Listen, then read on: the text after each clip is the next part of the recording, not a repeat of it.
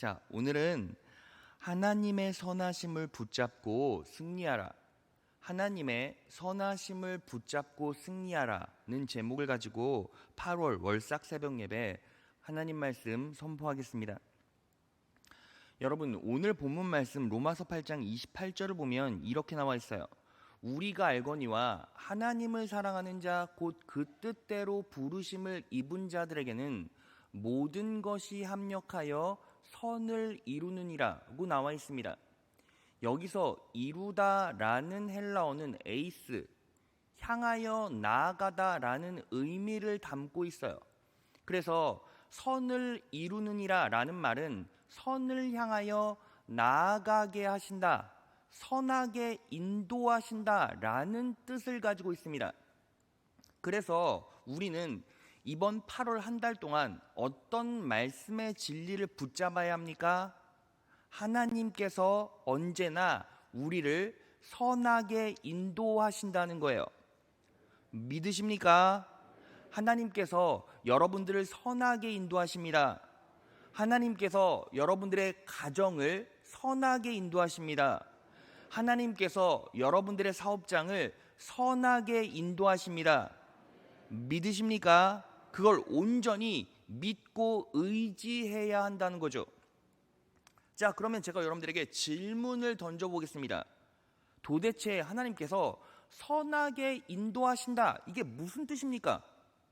우리가 이 로마서 8장 28절 말씀을 항상 들어왔고 외워왔고 그리고 나름대로 해석해왔어요. 그런데 이 뜻이 가지고 있는 진짜 의미가 뭐냐는 거예요. 그래서 오늘은 하나님께서 우리를 선하게 인도하신다라는 개념이 도대체 무엇인가, 이것에 대한 성경적 의미를 알아볼 거예요. 이 의미를 여러분들의 마음에 잘 담아 놓으셔서 올 8월 한 달은 하나님의 선하심을 붙잡고 승리하시는 여러분 되시기를 진심으로 축원합니다. 자, 하나님께서 우리를 선하게 인도하신다라는 의미는 두 가지예요. 하나하나 살펴보겠습니다. 첫째, 다 같이 한번 읽어볼까요? 시작. 하나님께서 우리를 선하게 인도하신다는 의미는 지금의 고난을 너끈히 돌파하라는 축복의 약속입니다. 하나님께서 우리를 선하게 인도하신다는 의미는 지금의 고난을 너끈히 돌파하라는 축복의 약속이라는 겁니다. 믿으십니까? 자, 여러분, 오늘 본문 말씀이 어떻게 끝납니까? 선을 이루느니라, 선으로 끝나죠. 이 선이 헬라어로 뭐예요? 아가도스, 좋은이란 뜻이에요. 그러니까 결국 이 말씀은 무슨 뜻입니까? 하나님의 자녀들은 모든 일이 어떻게 끝나요? 좋게 끝나요. 좋게 끝나. 여러분, 왜 우리가 지금 이 순간 이 어려운 환경 속에서도 이 고난을 너끈히 이기고 버티고 극복할 수 있습니까? 결국 모든 일이 우리는 좋게 끝나기 때문이죠. 자, 그러면 우리 인생이, 우리 일이, 우리 가정이, 우리 사업이, 우리 자녀들이 결국 좋게 끝난다는 걸 어떻게 알 수 있습니까? 자, 이유가 있어요. 우리는요, 하나님의 뜻대로 부르심을 입었기 때문이에요. 오늘 본문 말씀 상반절을 보면 이렇게 나와 있죠. 우리가 알거니와 하나님을 사랑하는 자 곧 그 뜻대로 부르심을 입은 자들. 여러분들은 부르심을 입었는데 어떻게 부르심을 입었어요? 그 뜻대로, 하나님의 뜻대로 부르심을 입었죠. 여기서 뜻이라는 말은 계획, 의지, 섭리라는 의미예요. 그러니까 우리는 하나님의 계획대로, 하나님의 의지대로, 하나님의 섭리대로 부름 받았기 때문에 끝이 무조건 좋은 거예요. 자, 그러면 이 섭리라는 개념이 도대체 뭡니까? 하나님의 뜻대로 부름 받았다, 하나님의 계획대로 부름 받았다, 이게 어떤 의미를 가지고 있죠? 여러분, 하나님은 어떤 분이시죠? 계시록 22장 13절이에요. 나는 알파와 오메가요, 처음과 나중이요, 시작과 끝이라. 하나님이 알파와 오메가시래요. 자, 그러면 알파와 오메가다, 이게 무슨 의미입니까? 계시록 1장 8절. 주 하나님이 가라사대 나는 알파와 오메가라. 이제도 있고 전에도 있고 장차 올 자요 전능한 자라 하시더라. 하나님은 이제도 있고 전에도 있었고 장차 올 자시래요. 그러니까 과거, 현재, 미래를 전체를 다 주관하신다는 거예요. 믿으시는 분 아멘? 자, 이것이 왜 그렇게 중요합니까? 여러분, 인간은 어떻게 살아갑니까? 인간은 시간의 순서대로 쭉 살아가죠. 인간은 시간을 밀고 당길 수가 없어요. 그냥 시간의 흐름대로 살아가는 거예요. 그런데 하나님 입장에서는 미래까지 전부 다 주관하시기 때문에 모든 일이 끝난 상태에서 우리 인생을 경영하신다는 거예요. 여러분, 우리 인생은 뭐가 있어요? 경우의 수가 있고 예외라는 게 있죠. 그런데 하나님의 입장에서는 경우의 수, 예외라는 게 없어요. 이미 하나님께서 설정하시고자 하는 결과와 열매를 이미 가져놓고 그 안에서 우리를 통치하시는 거예요. 믿으십니까? 자, 그래서요, 요한계시록 21장 6절을 보면 이렇게 말씀하십니다. 또 내게 말씀하실 때 이루었도다. 나는 알파와 오메가요, 처음과 나중이라. 자, 하나님께서 알파와 오메가다, 이게 무슨 뜻입니까? 다 이루셨다라는 거예요. 그럼 우리는 어디 안에 있습니까? 그분의 이루심 안에 있죠. 이미 다 내놓고 열매 다 맺어놓고 우리는 그 길 걸으라는 거예요. 그러니까 우리의 삶의 끝자락에는 우리가 원하든 원치 않던 무조건 하나님께서 계획하시고 이루고자 하시는 열매, 목표에 다다르게 되어 있다고요. 그러니까 우리 인생은 어때요? 무조건 좋은 거예요. 무조건 선한 거예요. 여러분들은 하나님의 계획 안에 있습니다. 뜻 안에 있습니다. 섭리 안에 있습니다. 그래서 무조건 좋습니다. 믿으십니까? 목사님, 저는요 인정할 수 없어요. 제가요 하나님의 계획 아래 있다고요? 저는 인정할 수 없어요. 왜냐하면 저는 제 마음대로 살거든요. 저는 제가 가고 싶으면 가고, 오고 싶으면 오고, 자고 싶으면 자고, 예배 빠지고 싶으면 빠지고, 죄 짓고 싶으면 죄 짓거든요. 그런데 저의 그러한 죄악된 행동이나 제 욕망에서 발현된 행동까지도 다 하나님의 계획 아래 있다라는 겁니까? 그러면 하나님께서 저의 연약함, 저의 죄악도 전부 다 인정하시고 내버려 두신다는 거예요? 여러분, 이건 어떻게 해석할 수 있죠? 자, 그래서요 제가 여러분들에게 하나 그림을 보여드릴게요. 섭리의 어항이에요. 자, 보세요. 어항이 있고 저 어항 안에 물고기가 있어요. 자, 저 물고기는 어때요? 저 어항 안에서 자기 맘대로 사는 거예요. 자기 뜻대로 살아요. 밥을 먹고 똥을 싸고 물을 마시고 숨을 쉬고 자기 맘대로 살아요. 그런데 중요한 건 뭐예요? 이 물고기는 어디 밖으로 나갈 수가 없어요? 어항 밖으로 나갈 수가 없어요. 하나님의 계획과 섭리는 물고기가 담겨져 있는 어항과 같아서 우리는 그 어항 속에서 우리 맘대로 살아요. 어떨 때는 죄짓기도 하고 넘어지기도 하지만 그럼에도 불구하고 우리는 누구 안에 있어요? 그리스도 안에 있잖아요. 그분의 계획 안에 있잖아요. 그러니까 그분이 계획하시고 뜻한 대로 흘러가게 돼 있어요. 우리가 아무리 발버둥치고 발악해도 하나님께서 여러분들을 지명하여 부르신 거예요. 여러분들을 택하신 거예요. 여러분들을 붙잡고 계신 거예요. 믿으십니까? 여러분, 이게 뭐예요? 이게 은혜예요. 그래서 하나님을 사랑하는 자, 곧 그 뜻대로 부르심을 입은 자들은 어때요? 하나님의 선하심 가운데, 계획 가운데, 섭리 가운데 있기 때문에 잠깐 비틀리고 잠깐 넘어져도 결국에는 누가 붙잡고 끌고 오세요? 하나님께서 붙잡고 끌고 오세요. 말씀을 통해서 여러분들을 교정하시고 환경을 통해서 여러분들을 선하게 이끌어 가시고 여러분들을 다루어 가시고 빚어 가셔서 결국에는 합력하여 선을 이룰 수 있도록, 끝이 좋을 수 있도록 끝까지 책임져 주시고 인도하신다는 거예요. 믿으십니까? 그 말씀의 진리를 마음에 잘 새기셔서 이번 한 달도 승리하는 여러분 되시길 진심으로 축원합니다. 자, 그럼 여기서 질문 하나. 그 목사님, 어차피 좋게 끝나잖아요. 어차피 모든 것들이 다 좋게 끝난다며. 자, 그럼 왜 인생에서 그렇게 고난이 있습니까? 왜 아픔이 있습니까? 아니, 어차피 다 좋게 끝난다며. 그럼 왜 삶에 이러한 고난과 아픔이 있죠? 라고 물어보시는 분들이 분명히 있어요. 자, 이것에 대한 답변이 바로 두 번째 대제예요. 둘째, 다 같이 한번 읽어볼까요? 시작. 하나님께서 우리를 선하게 인도하신다는 의미는 고난을 통해 나와 하나님을 바라보게 하셔서 더 큰 은혜로 나아가게 하신다는 뜻입니다. 하나님께서 우리를 선하게 인도하신다는 의미는 고난을 통해 나와 하나님을 바라보게 하셔서 더 큰 은혜로 나아가게 하시고자 하는 하나님의 뜻이라는 거예요. 자, 오늘 본문 말씀 로마서 8장 28절 하반절을 보면 모든 것이 합력하여 선을 이룬대요.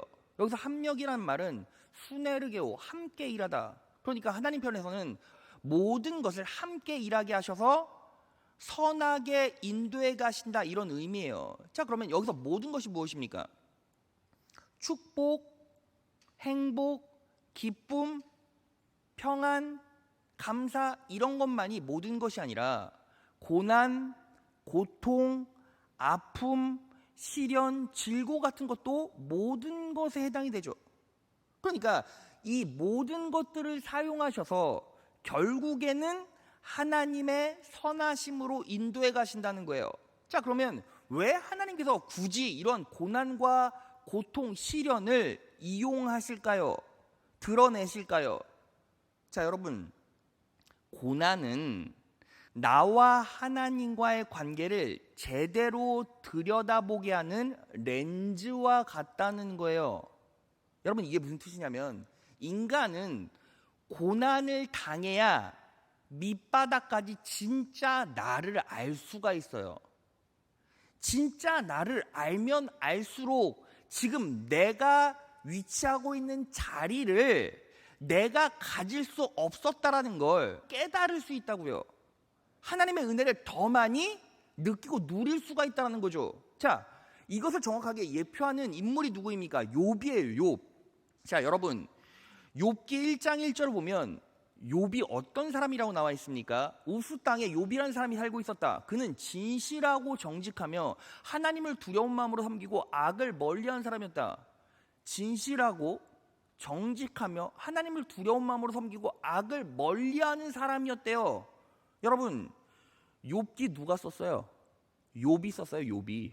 그러니까 이 말은 무슨 뜻입니까? 욥은요 스스로를 하나님 앞에서 정직하고 깨끗한 자로, 악에서 떠난 자로 생각했다는 거예요. 나는 그런 사람이야 라고 본인이 적은 거예요. 그런데 실제로 욥 인생 가운데 뭐가 왔습니까? 고난이 왔어요. 고난이 오고 나서 욥은요 하나님을 어떻게 바라보고 있습니까? 자, 욥기 10장 13절에서 15절이에요. 그러나 지금 생각해보니 주님께서는 늘 나를 해치실 생각을 몰래 품고 계셨습니다. 하나님께서 나를 해치실 생각을 몰래 품고 계셨대요. 자, 14절. 주님께서는 내가 죄를 짓나 안 짓나 지켜보고 계셨으며 내가 죄를 짓기라도 하면 용서하지 않으실 작정을 하고 계셨습니다. 15절. 내가 죄를 짓기만 하면 주님께서는 가차없이 내게 고통을 주시지만 내가 올바른 일을 한다고 해서 주님께서 나를 믿어주시지는 않으셨습니다. 하나님께서 내가 올바른 일을 할 때 나를 믿어주시지 않으셨대요. 그러니 나는 수치를 가득 덮어쓰고서 고통을 몸으로 겪고 있습니다. 자, 여러분 보세요.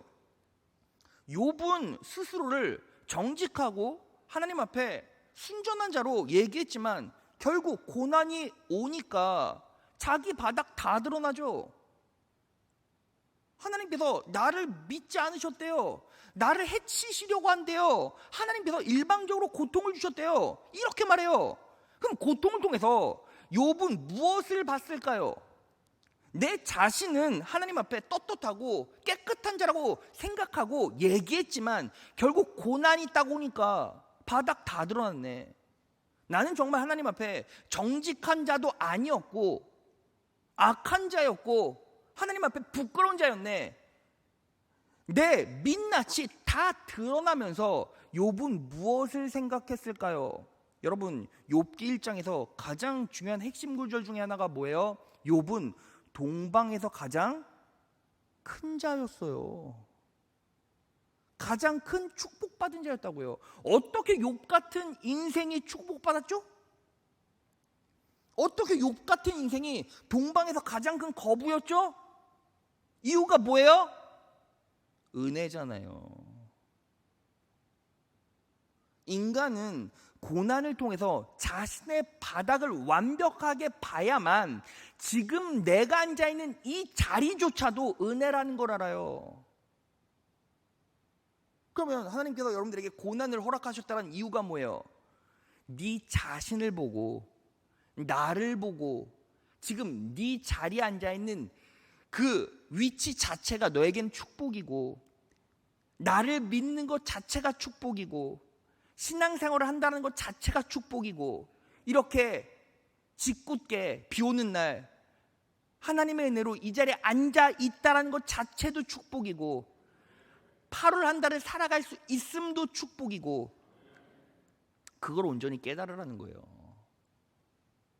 여러분, 그래서요 욥이요 고난을 겪고 나서 하나님 앞에서 자신을 직면하고 난 후에 어떤 고백을 합니까?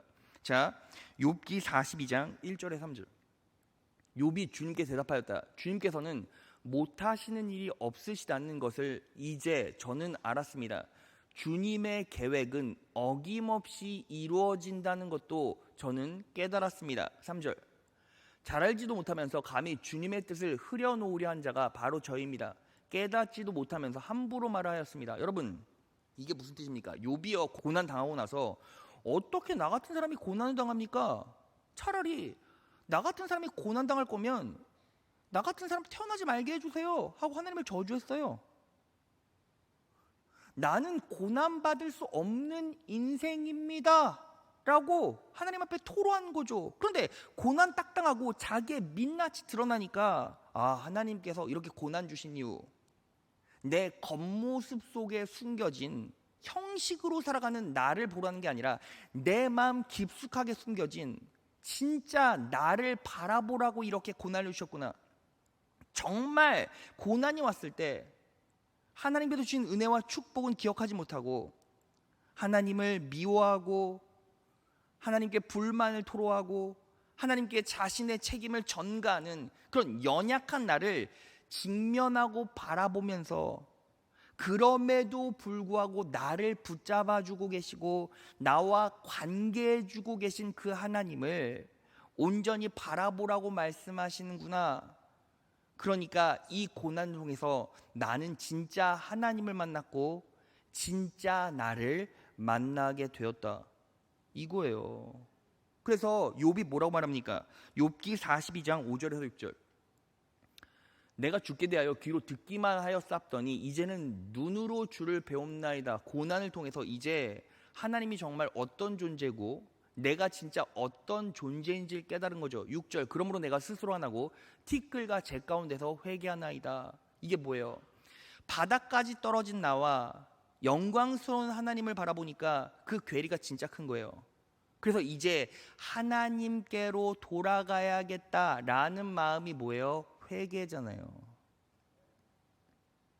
여러분, 여기서 우리가 어떤 강력한 통찰력을 얻을 수 있습니까? 여러분, 우리는요 인생 살면서 내 자신을 직면할 때가 많이 있죠. 고난이 있을 때 내 자신을 더 많이 직면해요. 바닥까지 떨어진 나, 불평하는 나, 불안해하는 나, 염려하는 나. 그런데 그러한 나를 바라보면서 우리는 뭐 할 수 있어요? 그때부터 하나님 앞에 더 큰 은혜를 기대하고 기도할 수 있다는 거예요.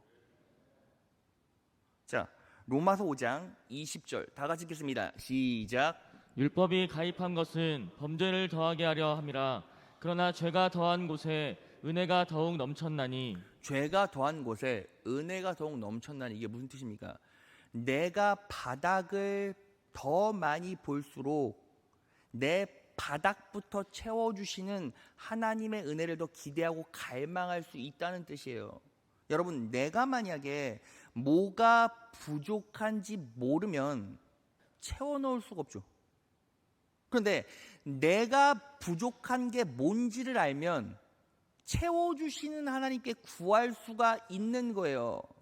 자, 여러분, 시험 왜 칩니까? 시험을 왜 치죠? 시험 치면 맞는 거 틀린 거 구분이 되죠. 내가 뭐가 모자른지 알 수가 있어요. 보완을 할 수 있다는 거죠. 자, 하나님께서 왜 여러분들의 인생 가운데 시험을 주시겠습니까? 부족한 걸 깨달아 구해서 채워 넣으라는 거예요. 너무 놀라운 축복 아닙니까? 여러분, 세상 사람들은요, 고난당하고 시험 들면 다 망해요. 다 끝장나잖아요.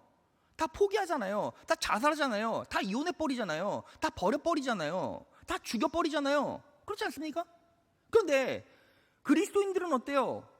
내가 삶을 살아가다가 고난이 맺어요. 시련이 맺어요. 거기에서 우린 뭘 보게 됩니까? 내 바닥을 보게 되고 내 연약한 것들을 보게 되고 내 부족한 것들을 보게 되죠. 그런데 내 부족한 것들을 보는 것으로 끝나는 것이 아니라 부족한 것을 채워주시는 예수 그리스도를 바라볼 때 그분께 기대하고 갈망하고 그분께 더 구할 수 있고 그분과의 관계를 더 깊숙하게 강력하게 맺으며 살아갈 수 있다는 거예요. 이게 뭐예요?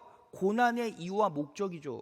하나님께서 더 큰 축복과 은혜로 여러분들의 부족한 부분을 채워주시겠다. 그러니까 삶에 어려움이 있다면 네 자신을 보고 부족한 것을 보고 은혜를 보고 그 영광스러운 은혜로 채워 넣어라.